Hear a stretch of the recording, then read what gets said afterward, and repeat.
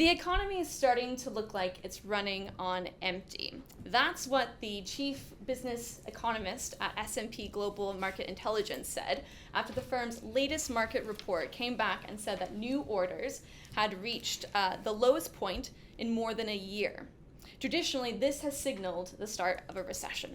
So today we're going to tackle the big question: is development on pause? And if it's not, and I think we all in this room hope it's not, how can we keep it from going into a recession and on pause? If there is a recession, and none of us are supposed to use that word, we can be counter-cyclical. We keep going regardless of what the economy is doing, because one of the main products that we build is social housing.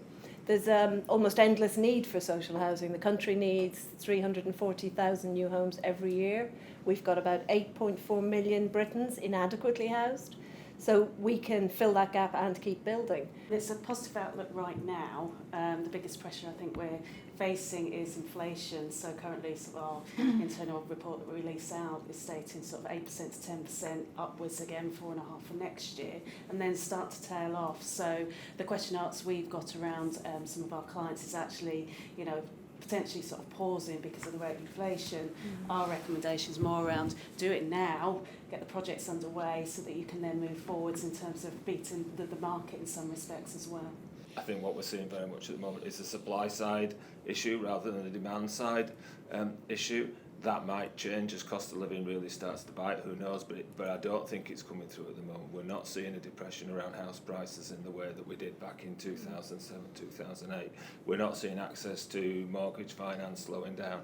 I don't think we're seeing access to development finance coming down either. There's opportunity in economic change, and I think we're firmly fixed on what that opportunity can be. So I think, Richard, we would echo those points in that research that we just issued around things like mortgage appetite's not gone anywhere. People are negotiating 5-year fixed-term mortgages, but that's okay. That's just a slight shift in the market. Within periods of high inflation where mortgage payments are a sensitivity, there's great opportunity in affordable housing. There's great opportunity in build to rent.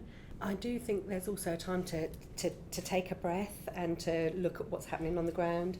In terms of demand, we see huge demand. We have a Stratland company, L&Q Estates. Every site we bring to the market is overbid. It exceeds our expectations. That isn't changing. So I think we've got to be really careful as professionals that we don't talk ourselves into some sort of recession that isn't happening. This is true test of patient capital that's going to be happening now. I think if we were a single transaction entity, would we be entering a contract now at this moment? Probably not. Like getting people who wouldn't really think about a career in the industry to actually think about going into construction is really going to be important as we move over the coming years to get the right people in. Levelling up is getting people into jobs like construction. I think if you want to measure how successful a programme like that's been in 5-10 years' time, let's look at how resilient things like construction are. And if it's not, I think we've missed a great opportunity. We've taken a joint decision that we will trade financial return against delivering against carbon neutral objectives, which is exactly the right thing for both organisations, completely aligns with our value and objectives. It is a calculated decision about investing more in carbon neutral and accepting we're taking a lower return for that. Not everybody makes that change. I suspect a lot of the drive is going to come from the financial institutions who are investing in businesses. All the financial institutions look at the environmental and social governance scores of the people they're investing in now. We've looked at it from the point of view of clients we're working with to show them the way we manage the green and blue infrastructure around developments will improve their environmental and social scores. Personally, I'm a big believer in you can go and buy a house tomorrow. As part of that purchase, you have to get an EPC rating on the house you're buying, but it makes no odds on the mortgage that you get. So you can still get a mortgage on a house even if it's not performing a certain environmental standard. So, really, we if we want to force the market, we need the mortgage market to be pushing that a little bit harder. But from a consumer perspective, I just don't think that I don't think the penny quite has dropped, and we've not done enough yet to make people understand that an efficient home costs less money and there's a cost saving. Because the point about it costing more to build, the point there is we don't believe that we can charge more for it. We still have to make choices about building safety, fire safety, investment in new homes and retrofit. What do you do with void standards? What do you do with decoration? And it used to be that you'd have customers and tenants say to us they want to see the visible things, they want us to invest in the carpets and the wallpapers and whatever.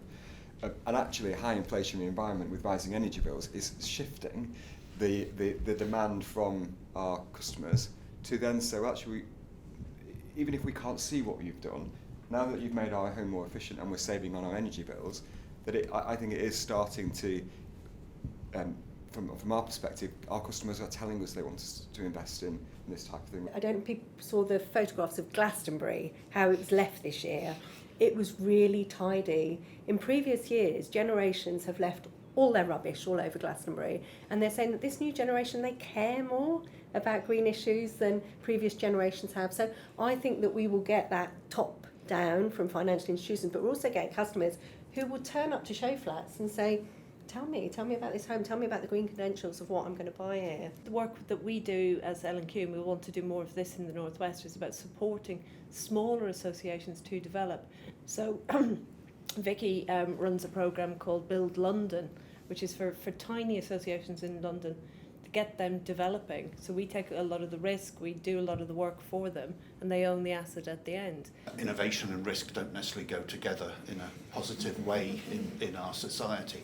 If I look back at the Land Trust, I mean, it took me 3 years initially to convince Treasury that it might be a good idea to try.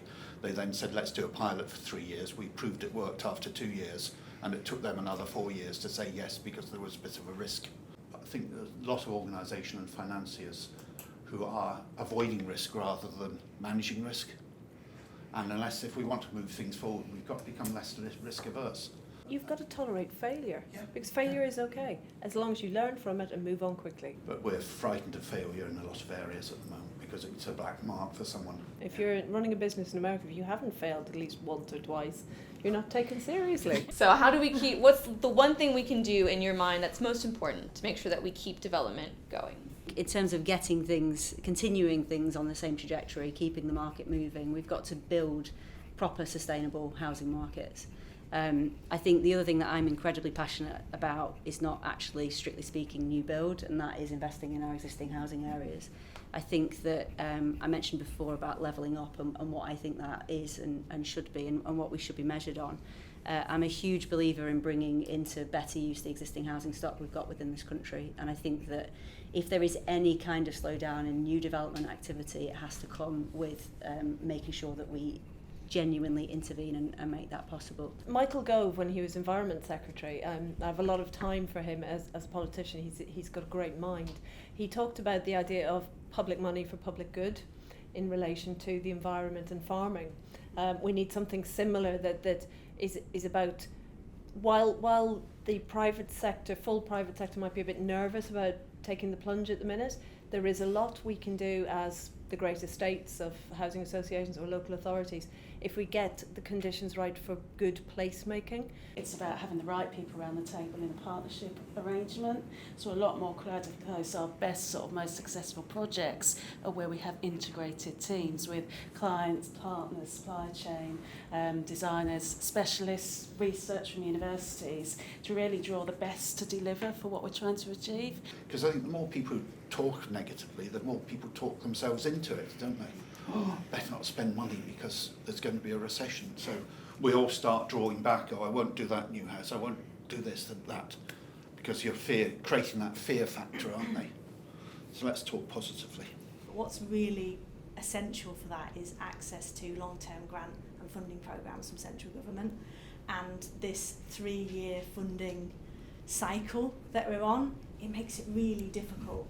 We'll continue to promote and invest and take risks in Victoria North, but we do need that continued access to central government funding. If you do the right things, the money will follow, and I think that is about focus on what are we doing, why are we doing it. So this is about improving the lives of individuals, creating neighbourhoods, creating places, improving the built environment and the non-built environment. I think there's something about brave leadership around the built environment. When I was going to join L&Q 4 years ago, somebody who was leaving L&Q said to me, "You'll love L&Q because they say yes before they've even been asked the question." And I think we need more people in our sector who are looking for solutions. So I think brave leadership is one of my things. And the second thing, I would totally agree with partnerships, because the world is risky. You are sharing risk, you're sharing reward, you're sharing expertise with this skill shortage that we currently find ourselves with.